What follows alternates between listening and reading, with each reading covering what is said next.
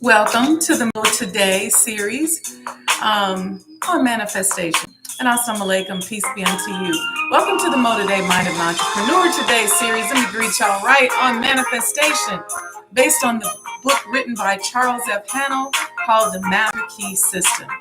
This series is an extension of my brand, The Mind of an Entrepreneur Today, or MOEToday for short. I developed this series back in 2011 and made it a part of my weekly radio broadcast. It became the foundation for the second half of the Mind of an Entrepreneur book. And so instead of publishing it as a book, I decided to recreate the series. So the Mind of an Entrepreneur brand of products and services explores mental strategies and offers free game on how to navigate the world of business. I offer a unique approach to business that combines traditional disciplines with consciousness.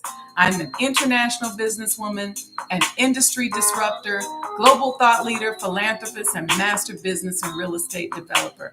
And I'm striving to become a God and a powerful manifester. So thank you for being here this evening. I'm excited to take this journey with you. I've got to give y'all my goal last week. My goal is to help marginalized people around the world gain access to tools and strategies that will help us to become stronger, healthier, happier, wealthier, and to experience more love.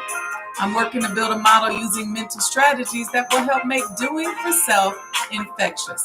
I'm all about encouraging the creation of millionaire and billionaire conscious entrepreneurs who profit with a purpose, solve problems, and introduce much needed goods and services into their communities. So, welcome to the show, everyone. Come on in. Assalamu alaikum, Sister Alita and Brother Kevin. Welcome. Y'all come on up in here. Make sure you like and subscribe to the page. That way you get an email any and every time I end up going live. You'll know about it. You'll be one of the first ones. So make sure you do that. How was y'all's week? Y'all been studying, learning? Today we're going to talk about how you can stop focusing on them haters. Let me tell y'all a few things, little station announcements. Y'all see this pendant that was made from the copper I'm all tangled up here for a reason. There we go. Made of the copper from the messenger's home. This is a fundraiser for the renovation and restoration of the former home of the Most Honorable Elijah Muhammad. So you can get you one of these. You can rock it, put you some diamonds around it. I just put mine on this chain that already has like a little diamond on here. Anyway, I like wearing it with my Allah pendant. But get the coins. It will help us. It helps support independent restoration. I am at the finish line. The finish line is right there. Just need y'all additional help. So I just wanted to encourage that. So just go to sajdahhouse.com. Let me stick that in the chat for y'all. And all you got to do, you can either get your graded coin or you can get the pendant. If you forget, there's a link here that has my bio. There's a link on all my social media pages that has the bio. And all you got to do is click that and you can just make your choice of how you want to support. Y'all know how we do on here. We don't chip and dip. So while you're waiting for us to get started, you can go over and make a quick donation. Just cash at me. As MOEToday. I'm about giving away these services for free, but I want you to create that flow into your life. So anyway, thank you all, family. Thank you for joining. What y'all getting out of these classes? Y'all liking these manifestation series or no? It's interesting because the only thing about YouTube Live is that everybody likes to watch afterwards. So I think last week we had about 20 or so people who were watching us live, and then all of a sudden it doubled overnight and then tripled. So it's just kind of weird like that, but that's okay. I make this content because it's what's in me. It's what comes bubbling out. And I started doing this when I was on the road as a business developer. So I'd be in these really technical, vanilla type of environments, and I just wanted to express myself. I learned something during the day and I go, oh man, I want to teach this to somebody. I want to share it to somebody. So I'd come out here on Blog Talk Radio or I think Facebook sometime. and just talk about it. So I have so many hours of content that date all the way back to 2009. And this actual series I started in 2011. That was the first time I did it. And so now I'm just doing it again. I actually wrote the second half of the Mind of an Entrepreneur book based on this concept that I'm teaching. But I just decided, you know what? Number one, everybody's coming out with a book. Number two, y'all ain't reading the books because you like consuming content like this. So I thought, you know what? Let's just make it another show series and let's do it like that this time. So we're ramping up for our Mind of an Entrepreneur television show as well. So stay tuned. But make sure you like and subscribe to this page so that you can get notices. And so we're going to jump right in. And we're talking about haters today. And it's such an important topic. Why? Because it's on everybody's mind. I can't tell you how many of you all are DMing me. As soon as you book a session, we're talking about business consulting, and y'all spend a quarter of the time talking about the haters. And I know sometimes I know what I do is I like to laugh at the haters and like, can you believe they did this? But even that sometimes is too much. So this message is for everybody. This message kind of came up and it's for everyone. All right. Okay. So we're going to jump right in. You know, one thing that I was taught at a very young age is that what I believe and think about myself is the word of God to me. So no matter how much I study the truth, if I believe something contrary about myself, that contrary belief will govern the conditions of my life. No matter what somebody tells you about how special you are to God, if you believe that you're a cheat, that you ain't no good, if your self-esteem is low, or you don't believe you're good enough, or you don't think nobody likes you, or you think everybody hates you, then that individual belief will govern your life and become your God. That's deep, huh? Think about that. That's why I tell my entrepreneur clients that you have to work on seeing yourself the way God sees you. He saved your life so many times. And then when you see yourself the way he sees you, then his vision and his thoughts will impact the conditions of your life. So I wanted to talk this week about how to stop thinking about haters. It's an ever so popular topic among you all as entrepreneurs, especially. And I think it's worth discussing and giving it a different context in conjunction with this series on manifestation. See, because your haters can't stop you from manifesting, not because they have the power to do so. In many cases, they're just people who are around you and in the organizations and companies you work for, and in your family and among your friends and in your church and in your sorority. And they don't actually have any decision-making power over you in many cases. But they can stop you from manifesting because of the amount of attention you give them. And we all know that what you focus on expands. What you focus on expands. You got to know that. All right. So I'm not going to go all off deep into the concept of envy and jealousy, other than to tell you to study Surah 113, the dawn. And as you're doing that, I want to just give you another way to develop your emotional fitness in conjunction with that wisdom. See, for many of us, we will say we seek refuge in Allah against the envier when he envies. I said when he envies. Y'all didn't hear me. When he or she envies, when he envies. But then we seek refuge, but then we talk about them all the time. We think about them all the time. We make moves with the haters in mind. We make decisions with the haters in mind. We stunting on the haters. We show off for the haters. We spend money with the haters in mind. We talk with the haters in mind. We make decisions with the haters in mind. We go places with the haters in mind. We make moves with the haters in mind. We hang out with them just to make them mad. We antagonize them. We do things because we really want to give them something to hate on. I was taught that growing up. Oh, they're hating on you. Oh, well, keep doing good. Give them something to hate about. We motivated by them. We form our identity around their hate. We develop rules in our house because of them. Pretty soon, we are so consumed by their hate that they govern our lives. Be honest. How many of your life decisions and choices are in direct response to your haters? You don't have to say it out loud, but just be honest with yourself. What do you think we are doing when we are all making all these mental, spiritual, and emotional choices and decisions with haters in mind? I mean, it's like we're in a relationship with our haters. They are so obsessed with us that they literally be in love with us, but be hating on us at the same time. But we in turn are so obsessed that we act as if we are in love with them too. In fact, we don't even give the person we are in love with as much attention as we give our haters in most cases. Now that's messed up. So we learned a few weeks on the show that our businesses need love and that love needs expression. Y'all remember the Michael Jackson song we talked about?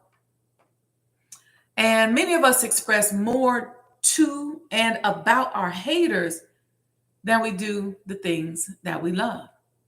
So we're making our haters bigger and bigger. We are ingraining them in our minds. We are cutting new grooves in our mind with our obsession over them. See, because what we focus on expands. We are helping them to expand by nourishing them with our thoughts and actions. We are giving them life. We are creating the conditions for our haters to find a nice, comfortable resting place right here with us. Think about that. Here's a tip. We've been talking for the past 9 weeks about creating the desired condition that will feed what we want. So whatever it is that you want, you should think about it. You find the emotion attached to it and you pray for it. Every time you feel like talking about your haters, call up that desired condition in your heart and in your mind. Think about it, visualize it, feel it, experience it. Every time you find yourself making a decision, ask yourself, why am I doing this? Am I just trying to stun on my haters? Why did I just say that? Why did I just do that? Why did I choose this outfit? Why did I do this? Why are you doing what you do? You see, so much of our life as Black people is born out of our response to our haters. The exploitation of Black culture has always been a business, and it has always been a pastime for the world. People can literally hate us and be racist, but then turn around and go to a Jay-Z concert or collect Miles Davis albums. See, this relationship between us and our haters is ancient.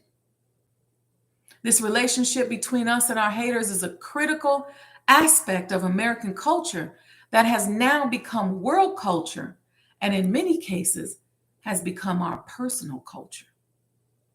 Our culture is created in response to our haters. Let's take music for an example. Gospel music, the blues, jazz, rhythm and blues, hip hop are all cultural responses to the hate we've experienced or our experiences. Some of the greatest music in the world was born out of our struggles. Think about Sam Cooke, A Change Gonna Come. That was in 1964. What's he talking about? A change gonna come. What were the conditions for us in 1964? Then you got James Brown, Say It Loud, I'm Black and I'm Proud, 1968. What was he talking about? What was he saying, I'm Black and I'm proud, in response to?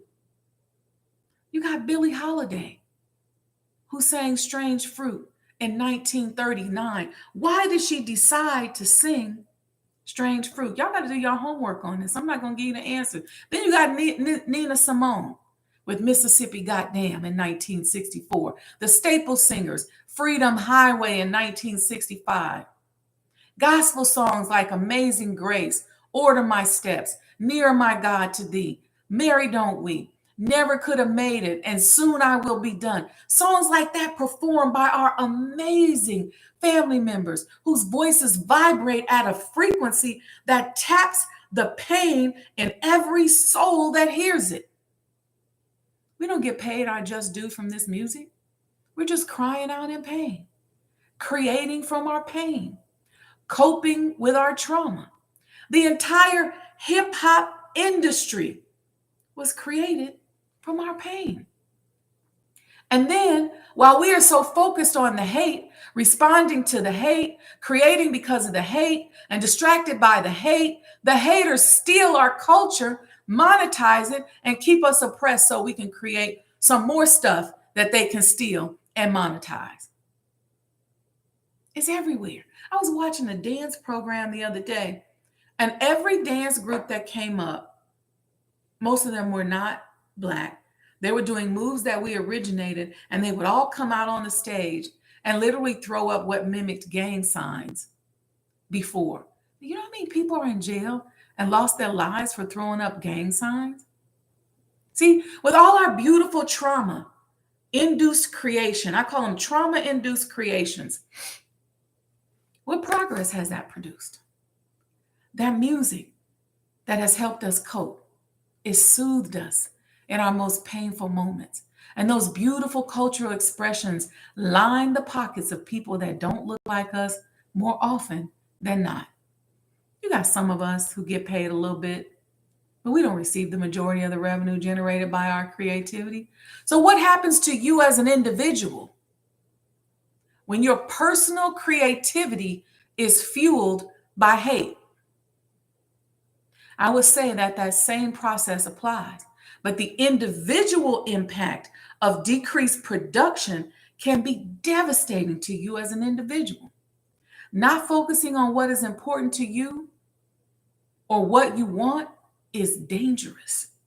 So if you spend all your individual and personal time focusing on, reacting to, being obsessed by haters, how productive are you really? And how much of your God-given talent are you wasting? So what I try to do is focus on what I want. I focus on what nourishes me. If you got drama or negativity, I don't give you a home with me because I'm not going to focus on you for 24 hours a day. I'm too busy over here trying to create beyond my trauma. I want to operate in a frequency of revelation. That space where I have to interact with Allah in order to accomplish my goal. I'm focusing my mind on the mental condition that is needed in order for me to walk into my purpose. I focus on the desired condition. So if I'm working to complete a project, for example, or open a business or whatever it is, I visualize it being completed. I see it in my mind's eye as often as I can. I visualize each step by breaking the project down into micro goals.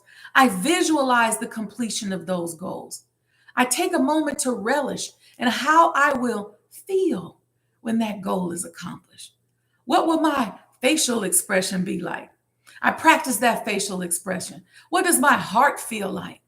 I practice that vibration in my heart. What is the emotion I will feel? I call up that emotion. Will I feel happy, secure, loved, accomplished, or a combination of emotions? What's that emotional cocktail that I will feel when that goal is created? And then I take myself there on a regular basis, and I make sure it feels so good that it's like a high. So I'm chasing the high instead of impressing the haters. Once I identify that body of emotions, I practice feeling it. And at the same time, I'm visualizing it. I experience it. I know it from a vibrational space first. And then I go to Allah and thank Him in advance. This is an ongoing process that will help to break you of the habit of focusing on your haters all the time. See, focusing on them over and over again is a quick way to get lost and to create insanity. So you have to force yourself to turn away from obsessing over them. And you know what is crazy? Your haters often know you very well. After all, they've been studying you, right? So they know when you're paying attention to them. Focus on something else. Focus on the conditions that you want and not on what you don't want, which is just these haters. We like to glorify this stuff. And don't get me wrong. When you're doing great things, you're going to get haters.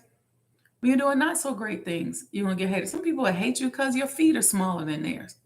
You can't chase this insanity. You can't make sense out of crazy. So you got to stop trying. You got to stop trying. You have to seek refuge in Allah, right? From the envier when they envy. And you got to do what we just talked about, creating the right condition so that whatever it is you're working on, you already know what it feels like before it even comes to you. There was an affirmation in this particular chapter. I don't know if you all seen it. It says, I am whole, perfect, strong, powerful, loving, harmonious, and happy. It's something that I remember saying this back when I used to take the train to work and I'd be walking. I am whole, perfect, strong, powerful, loving, harmonious, and happy. I might have pain inside of me. I might be upset. And I'm saying, I'm whole, perfect, strong, powerful, loving, harmonious, and happy. You see, the three things which make all man's desires, man and women, the three things that make our desires, which are necessary for the highest expression and complete development of health, wealth, and love. Let me say it this way, because I found this part interesting. The author said there are three things that all of mankind desires. He used the word mankind. Three things. He said it's health, wealth, and love, right? But then I said, mankind. Then I said, but the original man and woman desire oneness with Allah first. And then we believe those things will come. So you see the difference? You have the author of this book saying that the three things which all mankind desires and which are necessary for his highest expression and complete development are health, wealth, and love. We see that in this world. They go hard for health, wealth, and love, and they don't care who they hurt. But see, as original men and women, we desire oneness with Allah first, and then we know everything else comes after that. So just something interesting I thought I'd point out in the reading. To think correctly, accurately, we must know the truth. The truth then is the underlying principle in every business or social relation. It is a condition precedent to every right action. To know the truth, to be sure, to be confident, affords a satisfaction besides which no other is at all comparable. It is the only solid ground in the world of doubt, conflict, and anger. That was an excerpt from this chapter. I wanted to read that. I'm going to read that again because I don't know if we understand how important the truth is, especially in our business transactions. Let me tell you something. If you're about to do business with somebody and they are exaggerating or they're lying or they give you information and pass it off as facts and don't say to you, hey, you know what? I learned from a source, or give you some kind of condition so that you understand the source of that information, You better be mindful before you do business with them. You better write that contract, even if you still decide to do business with them. You better write that contract in a way that boxes them in, because what you're dealing with is somebody who is either an outright liar or somebody who thinks that they have to do this type of stuff just to be good in business. But you know, the best people to do business with is the people who keep their word, the people who you can lean on and rely on no matter what. The people who at the end of the day, you can feel a sense of security with are the best people to do business with. So I'm going to read that excerpt from the book. Matter of fact, I'm going to read a few excerpts from the book. This first one says, I'm going to read this one again. To think correctly, accurately, we must know the truth. The truth then is the underlying principle in every business or social relation. It is a condition precedent to every right action. Meaning you can't really take the right action if you don't know the truth. See, to know the truth, to be sure, to be confident, affords a satisfaction besides which no other is at all comparable. It is the only solid ground in the world of doubt, conflict, and danger. Here's another excerpt from the book. To know the truth is to be in harmony with the infinite and omnipotent power. To know the truth is, therefore, to connect yourself with a power which is irresistible and which will sweep away every kind of discord, inharmony, doubt, or error of any kind, because the truth is mighty and will prevail.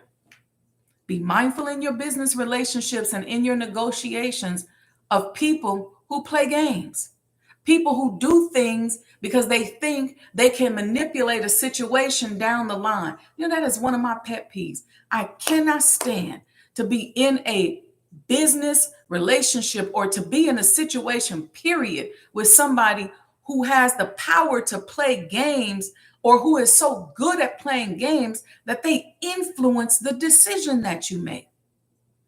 To me, that is the most egregious thing. The best thing to do is let the truth prevail. Let it ride.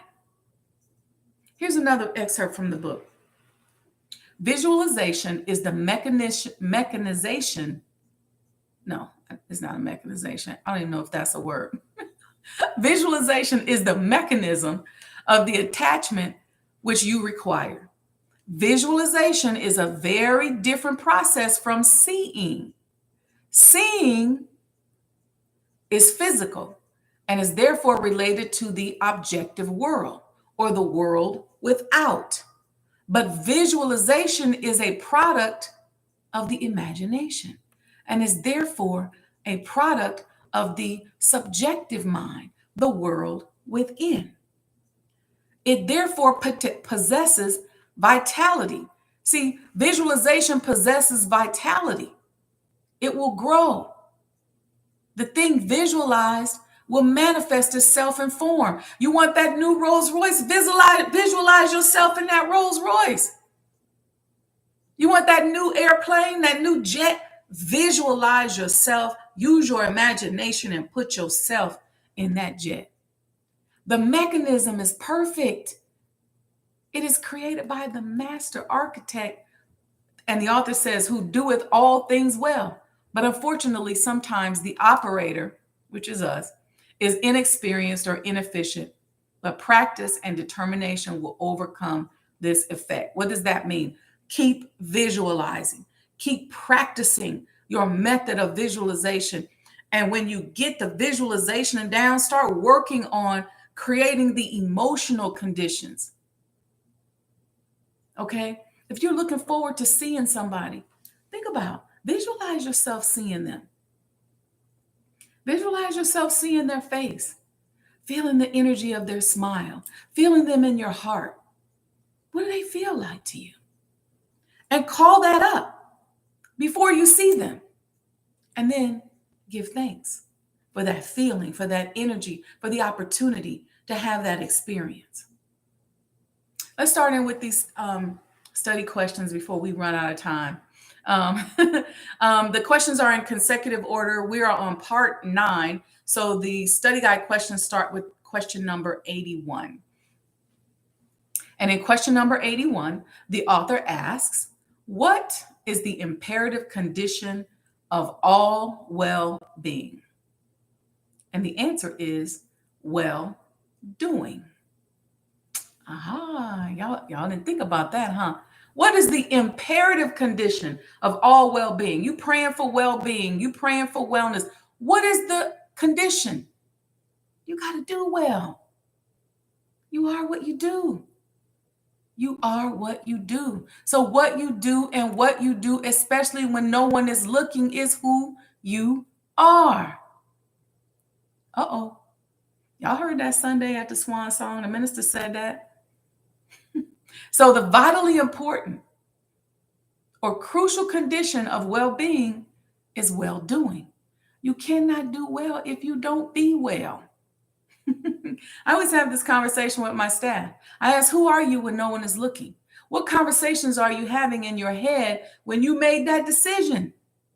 What did you tell yourself when you decided not to follow that instruction, for example?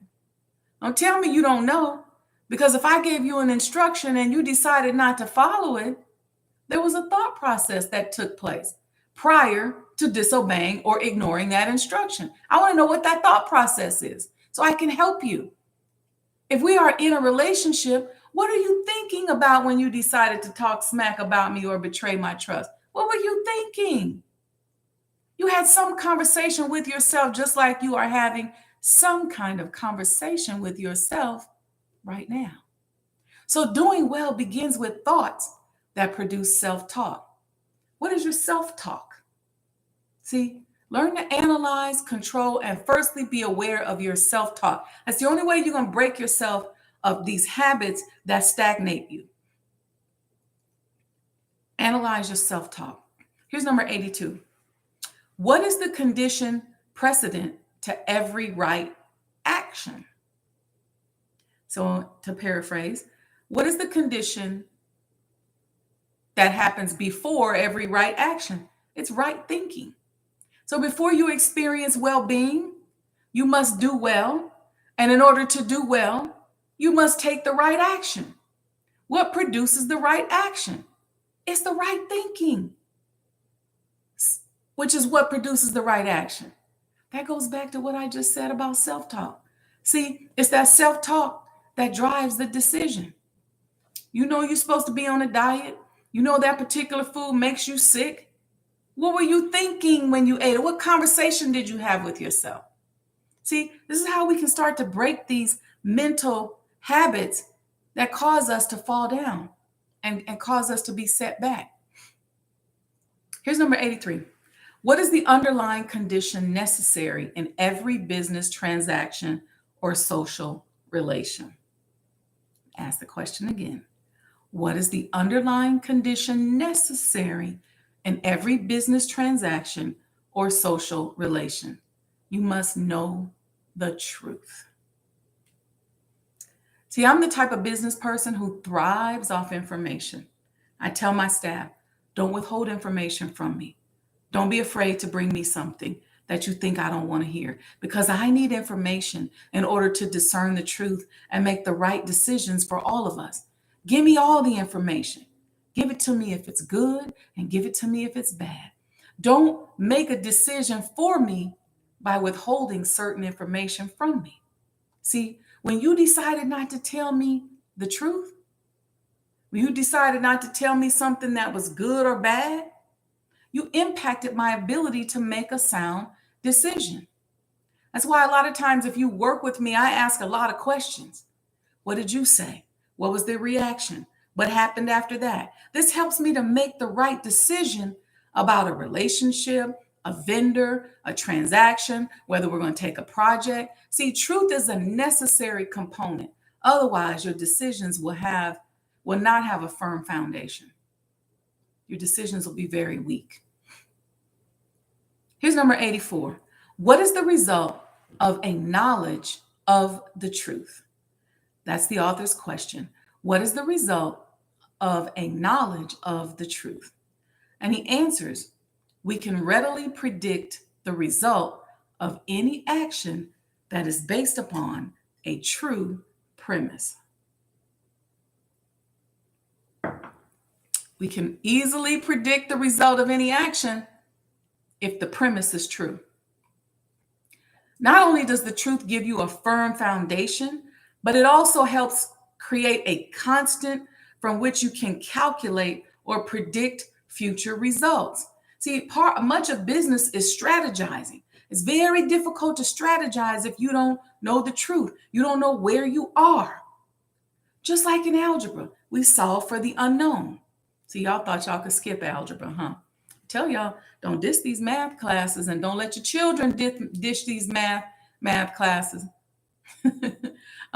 We solve that equation once we know the equivalent of X or Y, or whatever the unknown variable is. See, the product of the equation allows us to calculate our next move, and our next move, and our next move, right? In any strategy, you must make a prediction or an assumption. The truth enhances your accuracy rate.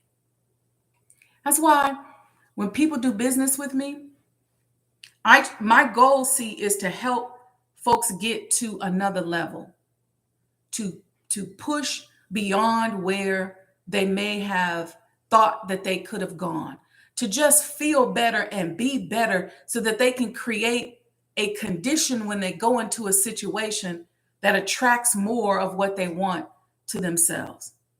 That's one of my personal goals for everybody that I meet, and everybody, especially if I'm in a relationship with you. Here's number 85. Y'all all right? Y'all quiet in the chat today. Y'all must be thinking, is this subject heavy? Say something to me in the chat. Talk back to me.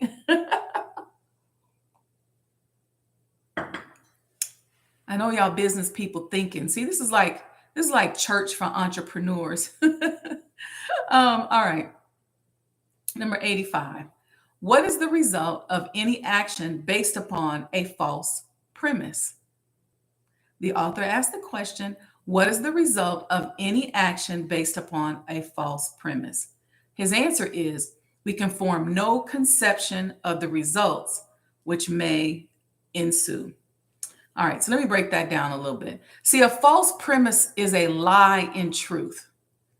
It is a form of misdirection. A liar establishes a false premise in order to support an inference that is not true.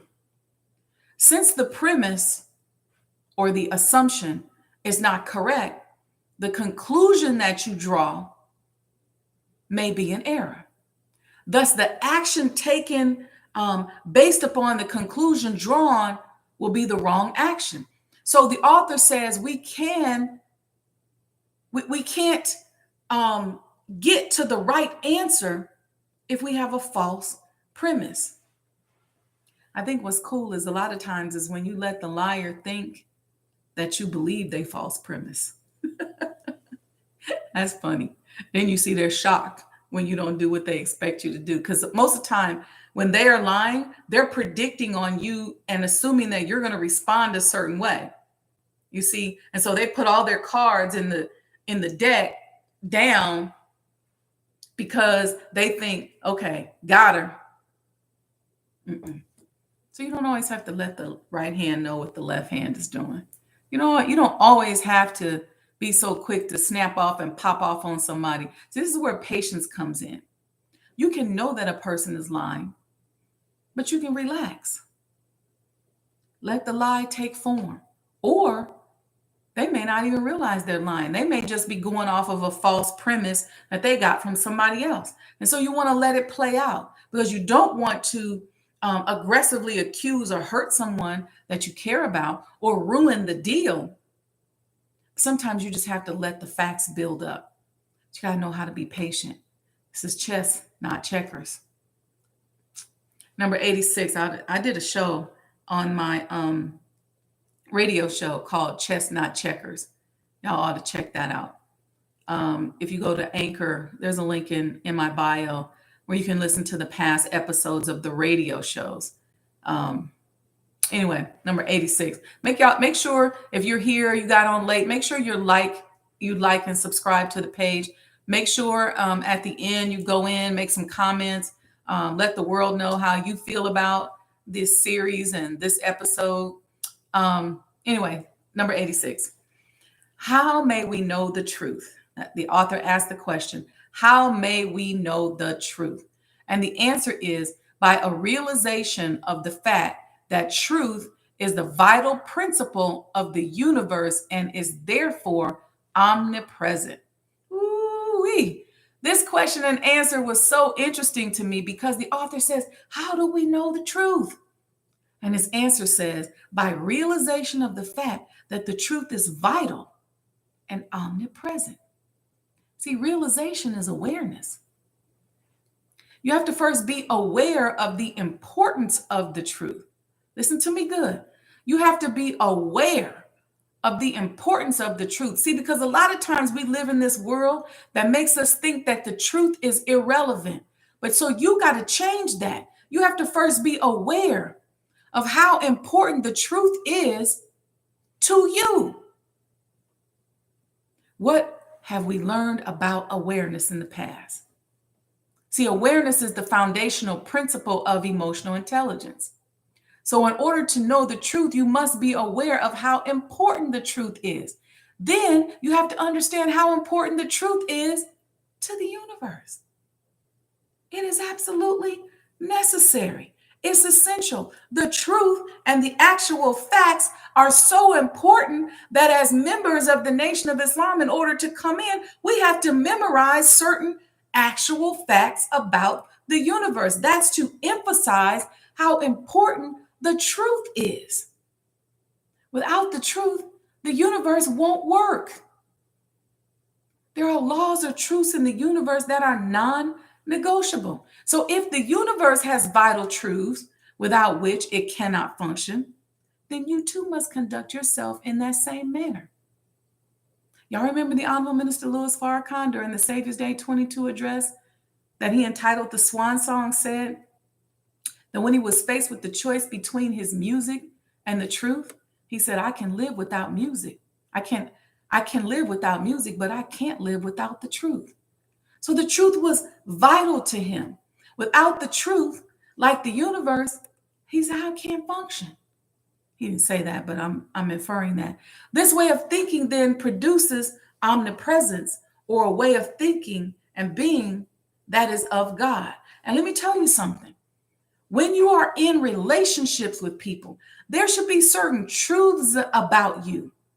There should be something so real about you in that relationship that the other person knows that I can rely on that truth regardless of whom or what. You shouldn't be phony or fake in a relationship, whether it's a personal relationship, a business relationship, a transaction. There has to be certain things that you can stand on. That's why in a contract, there's certain things that are non-negotiable. Why? Because without those non-negotiable terms, or without those underlying facts, those truths, then the whole relationship doesn't work. See, if you're in a relationship and you can't say beyond a shadow of the doubt that that person has your back, that that person supports you, if you're going into a difficult situation and you feel alone, or you feel tired, or you feel afraid, but you know that that person got you. You know that person is sending you good energy. You know that person is wrapping their arms around you and they're going to be there. They're going to be solid. That means that that relationship has something that it can rely on. But if that person is relying on you to behave a certain way, and then they find out that you're betraying them, you got plans to hurt them, or you're already hurting them, then that's not a good relationship. And a lot of times that doesn't necessarily always mean that you're a bad person. It may just mean that that relationship, whether it be personal or professional, is just not for you, because you can't really keep up with the terms of that relationship. You can't really give that person what they want because they just don't do it for you. You may say, I just don't like this job. I just don't like this product or service. I just don't feel this person like that. So the best thing to do is to get out of that contract or get out of that relationship and go find something where you can be much more solid. Not where the other person is more solid, but where you can be more solid. Because then you're going to get more out of the contractual relationship and everybody around you will get more out of it. Anyway, number 87. Y'all all right? Okay, thank you. Okay, number 87. What is the nature of truth? And the author says, what is the nature of truth? And then he answers, it is spiritual. Ooh, that's deep. What is the nature of truth? The nature of truth is spiritual. So what is nature in this context? Nature is the basic or inherent features of something. So what is the basic or inherent feature of the truth? The author says it is spiritual, which is relating to or affecting the human spirit or soul as opposed to material or physical things. So truth is spiritual. It greatly impacts our human spirit or soul in a way that changes our vibrational frequency. That's why I said, if you can't be truthful in the contract you're in, then go get in one where you can be truthful, because what you want is to be vibrating at a frequency that will help you meet your own personal goals, that will help you stay healthy, that will help you make money. Because if you're in a contract, personal or otherwise, and you just don't really like it there and you're not really vibrating at the highest frequency, then you might want to amend that contract, because what you're doing is setting yourself up for a low vibrational reality. Have you ever learned the truth about something? Whether the truth was good or bad, but just knowing it seemed to calm you down and cause you to release anxiety? That's what we're talking about. See, you can still respect the company. You can still love the person on the other side of the contract and say, you know what? I can't be my highest and best here. I need to go. That's okay. Here's number 88. What is the secret of the solution to every problem? What is the secret to the solution of every problem? The secret is to apply spiritual truth. Ooh, we only got 10 minutes left. Okay, because I don't want to keep y'all all night. I'm going to fly through these last few questions. What is the secret of the solution to every problem? To apply spiritual truth. For every problem that we face, that we have faced as Black people here in America over the past 400 years, the Honorable Elijah Muhammad has given us a spiritual truth that changes our thinking, adjusts our operational frequency, and changes our lives. Number 89, the author asked, what is the advantage of spiritual methods? And the answer is that they are always available. We discussed this last week. You got to go to the spirit. Even if you're feeling down and all you can say is, it's possible. I made it this far. I've been strong all this time. I got this. If you got to just go general because you just specifically can't see your way through this and all you can do is say, it's possible. It's possible that I can be happy. It's possible that I can have love. It's possible that I can open this business. It's possible that I can get this contract. It's possible that I can satisfy my customers. It's possible that I can find the right staff. It's possible. See, that spiritual mindset is always available. Here's number 90. What are the necessary requirements? And the answer is, the necessary requirements are a recognition of the omnipotence of spiritual power and a desire to become the recipient of its beneficent effects. This right here. Let me say this again. He says, what is the unnecessary requirements? The answer is a recognition of the omnipotence of spiritual power and a desire to become the recipient of its beneficent effects. So, in order to maximize the benefits of the truth, you must first recognize the power of the truth. You must first acknowledge the existence or validity of the truth. And then you must desire to become a recipient of its beneficent effects. So you can just take the truth, spout the truth, talk about the truth, and leave it at that. You must have a desire, or you must strongly wish or want to become a recipient of. Recipient means a person or thing that receives or is awarded something. It also means that you must receive or be capable of receiving something. So you must desire or strongly wish to receive the beneficent effects of the truth. It's not enough to just know the truth. You have to strongly desire to receive the effects of the truth. When you say that a person is beneficent, you are saying that they're generous. You must seek the effect of that beneficence. We say in the name of Allah, the beneficent. So it is necessary that we recognize the omnipotence of spiritual power, and we must desire to become a recipient of its beneficent effects. Here's a technique that'll help with that. See, this is why gratitude is so productive. Gratitude is very productive when you're talking about manifesting. See, what we're doing is we're recognizing His spiritual power and thanking Allah for making us a recipient of His spiritual power. So we recognize the power and we don't give our haters power over Him. We're not from among the polytheists. So in this context of haters, we don't worship them.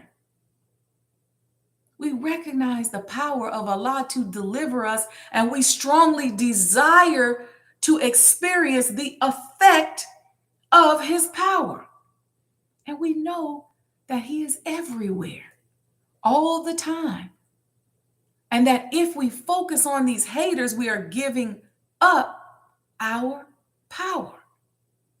But if we seek refuge in Him against the enviers when they envy,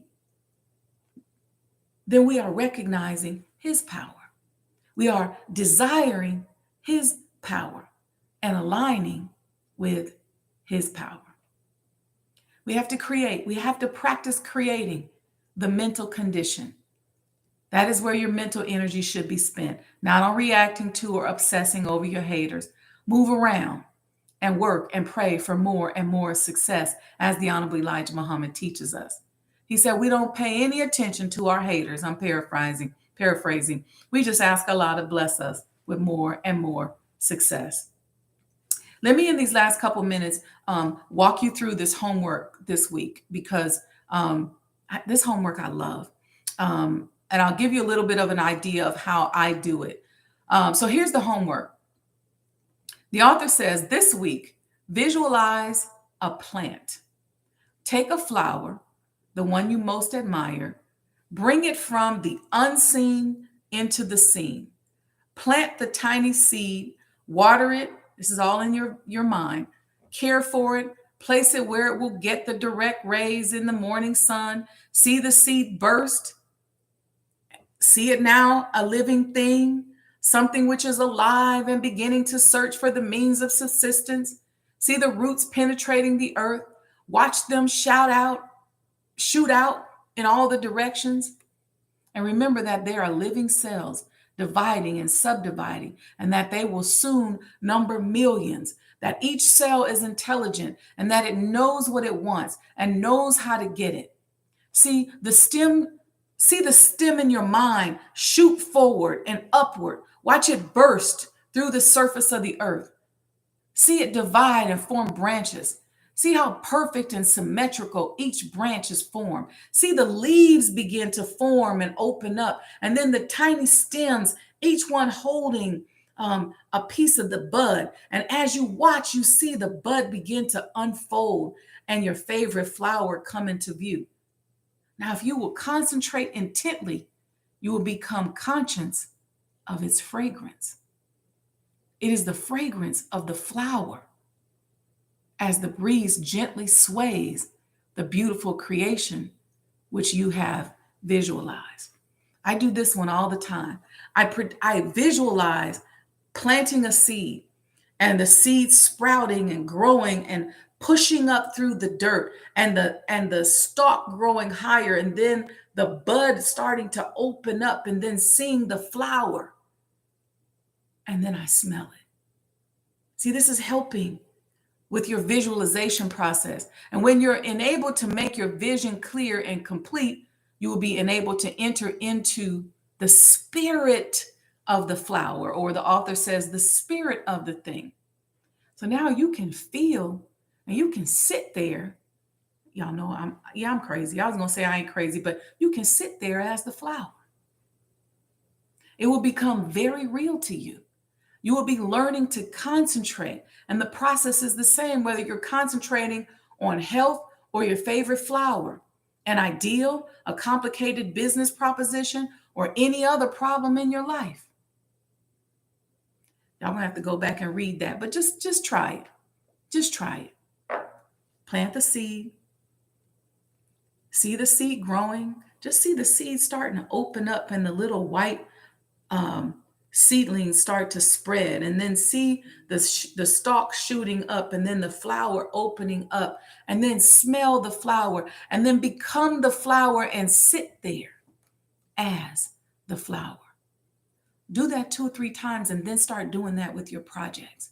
Do it with your business. See the doors opening. See yourself building the business. See the customers walking in and going up to the cash register, carrying merchandise. I'm just using this retail example as an example, but see the customers doing that. See yourself and your staff thanking them. See them walking out with a shopping bag full of your stuff. See your bank account growing, budding, blossoming. See it. See the money in your hand.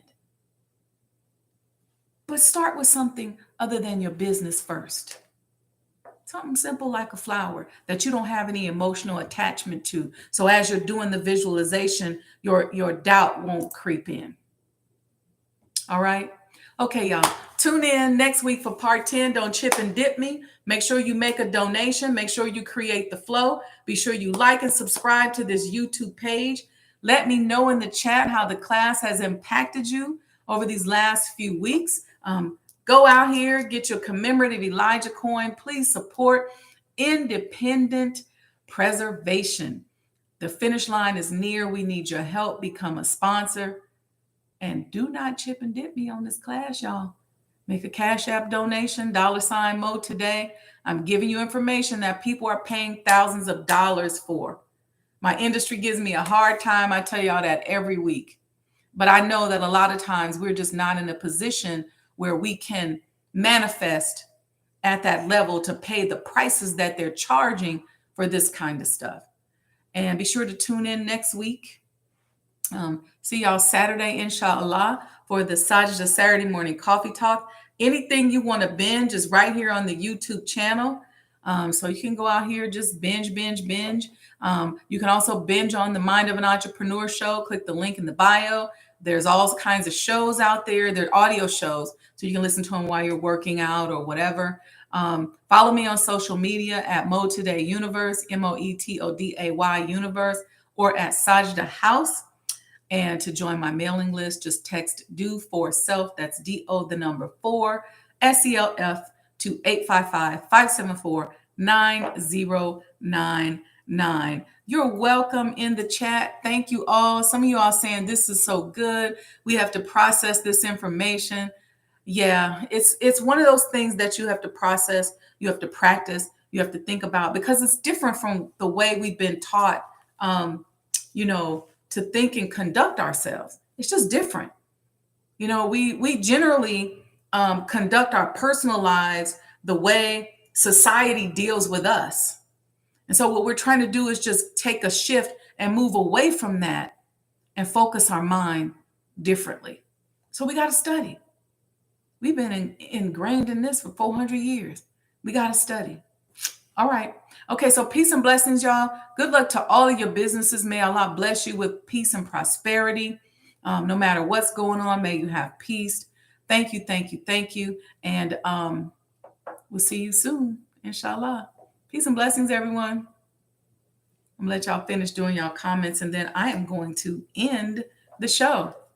Make sure y'all exercising every day. Make sure your food choices are more right than they are wrong. I'm not saying you're not going to make no wrong food choices, but make sure they're more right than they are wrong. Peace and blessings. Wishing you all more goodness than you've ever received or imagined. Love you all.